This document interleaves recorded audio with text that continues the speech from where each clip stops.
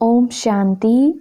27 नवंबर 2021 के महावाक्य हैं, मीठे बच्चे, ज्ञान धन का दान करने के लिए विचार सागर मंथन करो। दान का शौक रखो तो मंथन चलता रहे। प्रश्न: ज्ञान मार्ग में सदा अपने को तंदुरुस्त रखने का साधन क्या है? उत्तर: सदा अपने आप को तंदुरुस्त रखने के लिए बाबा द्वारा जो भी ज्ञान घास मुरली मिलती है उसे खाकर फिर उगारना चाहिए, अर्थात मंथन करना चाहिए। जिन बच्चों को मंथन करने की अर्थात हजम करने की आदत है वह बीमार नहीं पड़ सकते।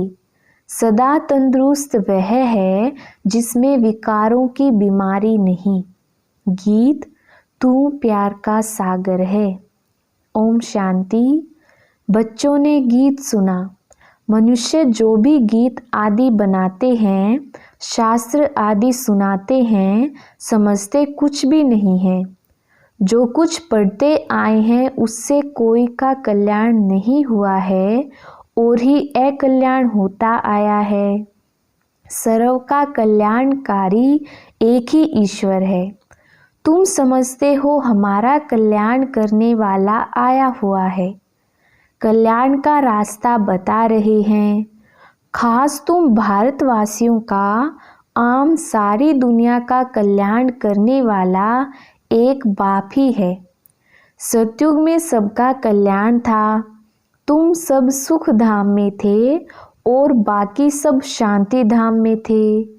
यह बच्चों की बुद्धि में है, परंतु पॉइंट खिसक जाती है, पूरी धारणा नहीं करते हैं। अगर एक पॉइंट पर विचार सागर मंथन करते रहें तो ऐसा ना हो। जानवरों में जितना अकल है आजकल के मनुष्यों में उतना भी अकल नहीं। जानवर घास खाते हैं तो उगारते रहते हैं। तुमको भी भोजन मिलता है, परंतु तुम फिर सारा दिन उगारते नहीं हो। वह तो सारा दिन उगारते ही रहते हैं। यह तुमको मिलता है ज्ञान घास, योग और ज्ञान। इस पर दिन भर विचार सागर मंथन करते रहना चाहिए। जिनको सर्विस का शौक नहीं वह विचार सागर मंथन करके क्या करेंगे? शौक नहीं रखेंगे। कोई कोई को ज्ञान धन देने का शौक रहता है। गौशाला में मनुष्य जाकर गौओं को घास आदि देते हैं, वह भी पुण्य समझते हैं। बाप तुमको यह ज्ञान घास खिलाते हैं। इस पर विचार सागर मंथन करते रहेंगे तो खुशी में रहेंगे और सर्विस का शौक भी होगा। कोई लोटा भर लेते हैं अथवा बूंद लेते हैं, वह भी स्वर्ग में चले जाएंगे। स्वर्ग के द्वार तो खुलने ही हैं।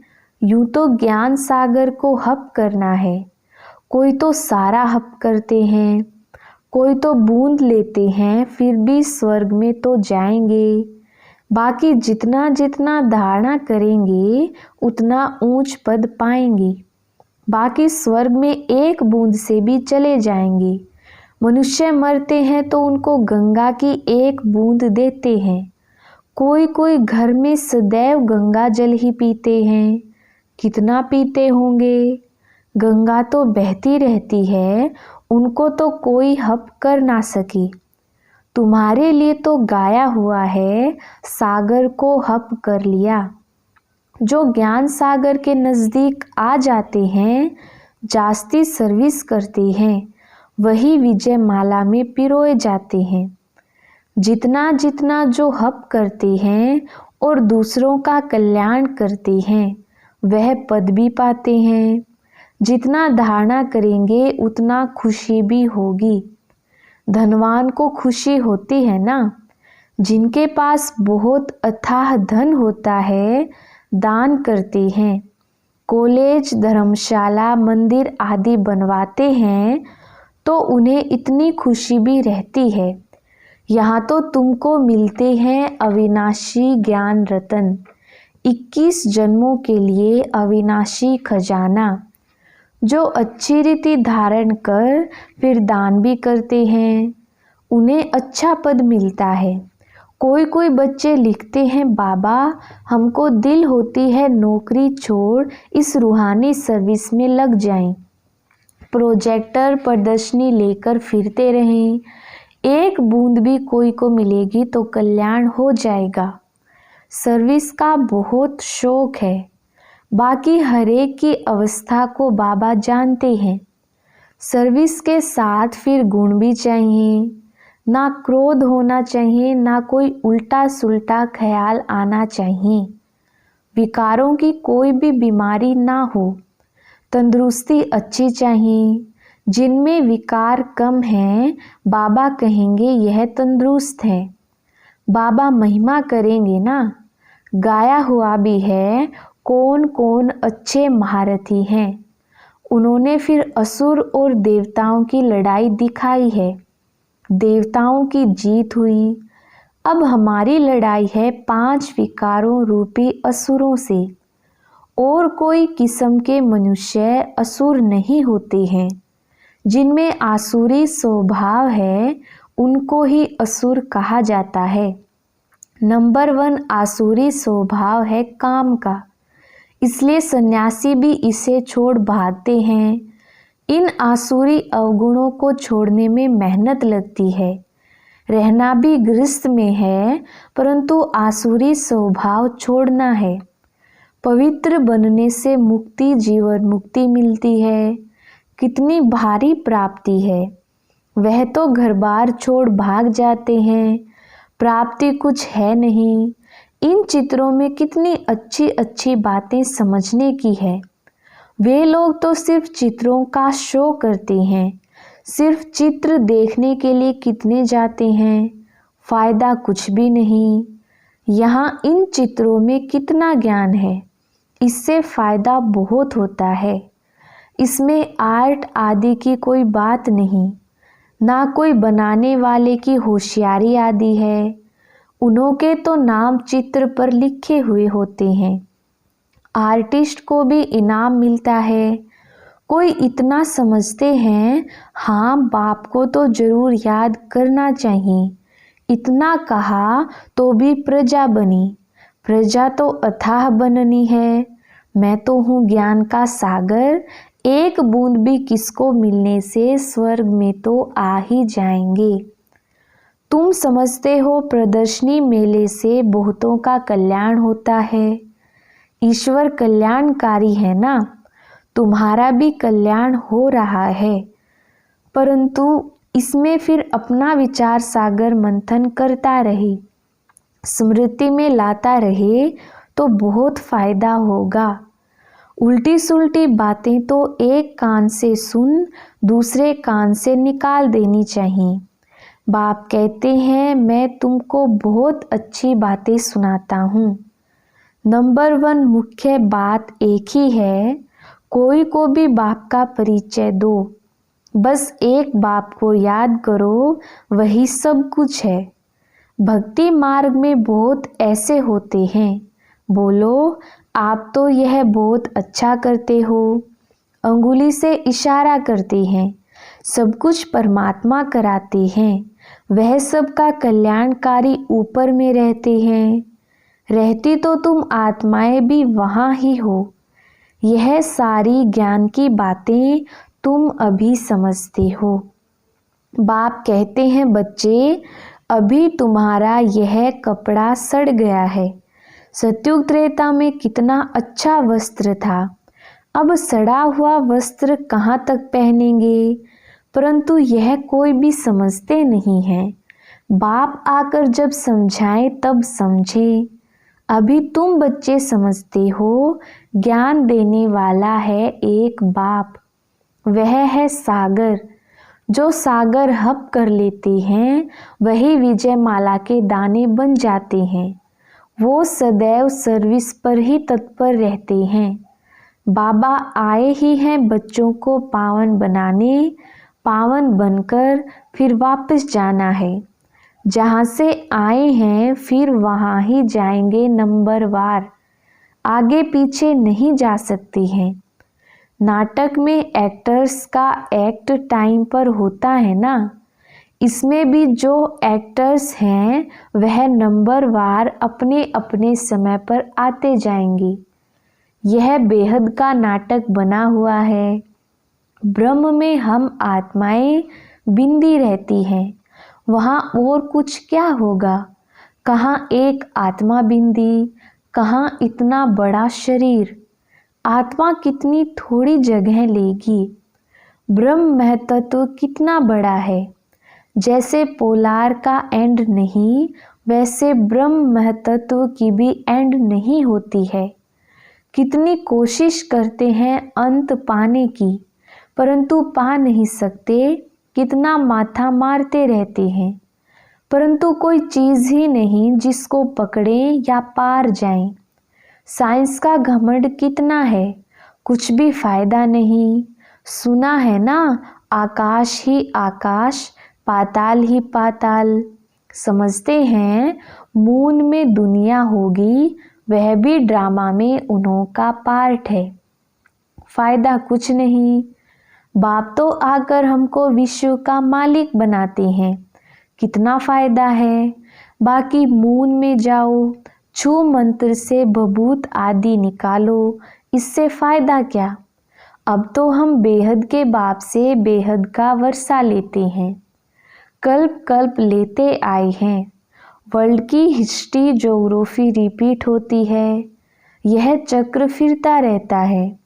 दुनिया में पहले सिर्फ भारत ही था, भारतवासी ही विश्व के मालिक थे। वहाँ देवताओं को कोई खंड का मालूम नहीं रहता।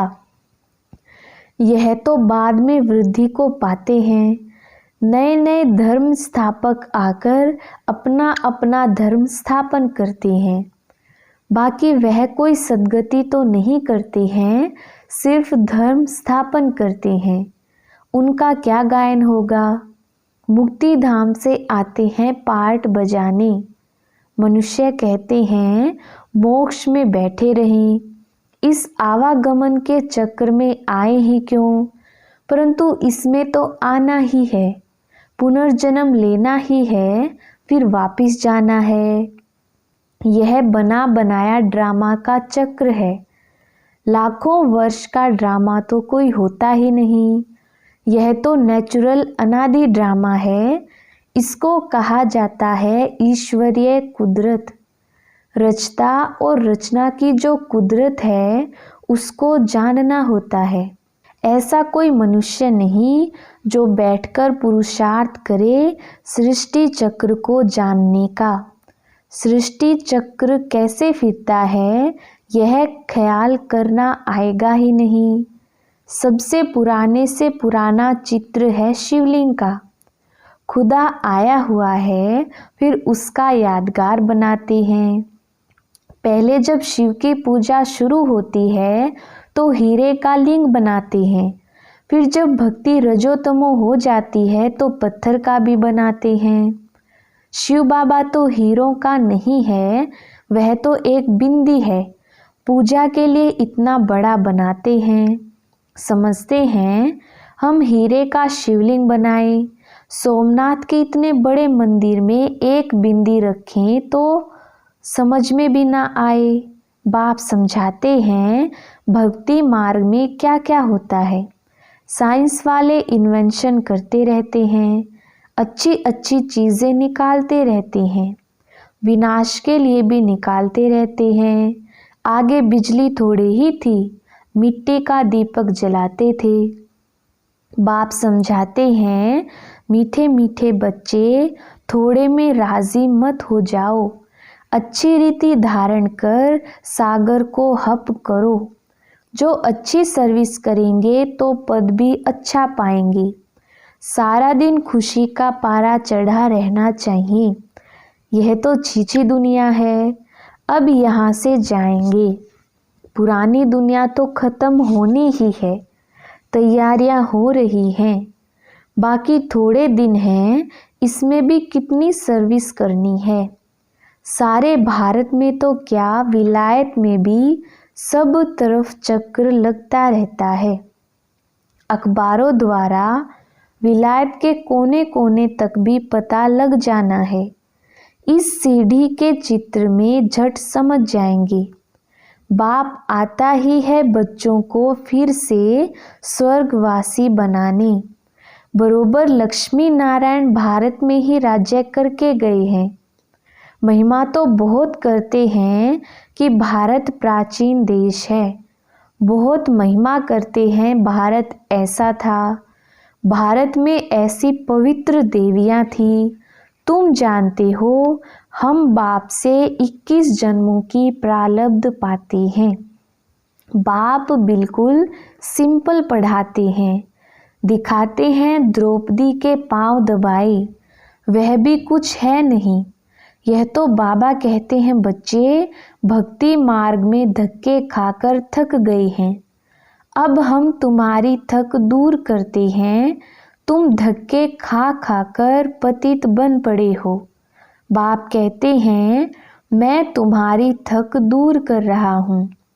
फिर कभी दुख नहीं देखेंगे, जरा भी दुख का नाम नहीं होगा। बाकी पुरुषार्थ कर ऊंच पद पाना है। अच्छा पद पाएंगे तो कहेंगे ना इसने पास्ट जन्म में अच्छे कर्म किए हैं। गायन तो होता है ना, परंतु कोई जानते नहीं है कि इन्होंने कब पुरुषार्थ कर यह पद पाया। अभी बाप तुमको ऐसे कर्म सिखलाते हैं। तुमको भी कहते हैं अच्छे कर्म कर ऊंच पद पाओ। यहाँ मनुष्य के कर्म विकर्म होते हैं, वहाँ तो है ही स्वर्ग। कर्म अकर्म होते हैं, वहाँ यह ज्ञान रहता नहीं है।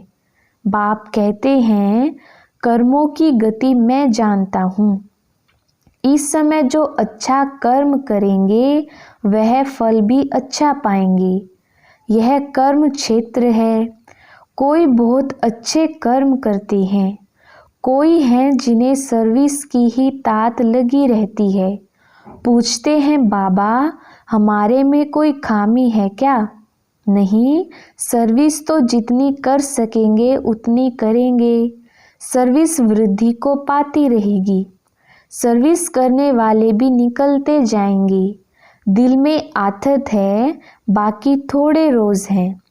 अब ऐसा पुरुषार्थ करे जो वहाँ भी ऊंच पद पाए। बाबा यह ज्ञान घास खिलाते हैं। कहते हैं उगारते रहो तो धारणा पक्की हो जाए, खुशी का पारा भी चढ़े। बहुत सर्विस करनी है, बहुतों को पैगाम देना है। तुम पैगंबर के बच्चे पैगंबर हो। एक दिन बड़े अखबारों में भी तुम्हारे चित्र पड़ेंगे। विलायत तक तो अखबारें जाती है ना, चित्रों से समझ जाएंगे। यह नॉलेज तो गॉड फादर की है। बाकी मेहनत है मन मना भव होने की। वह भारतवासी ही मेहनत करते हैं। अच्छा, मीठे मीठे सिकिलधे बच्चों प्रति माता पिता बाप दादा का याद प्यार और गुड मॉर्निंग। रूहानी बाप की रूहानी बच्चों को नमस्ते।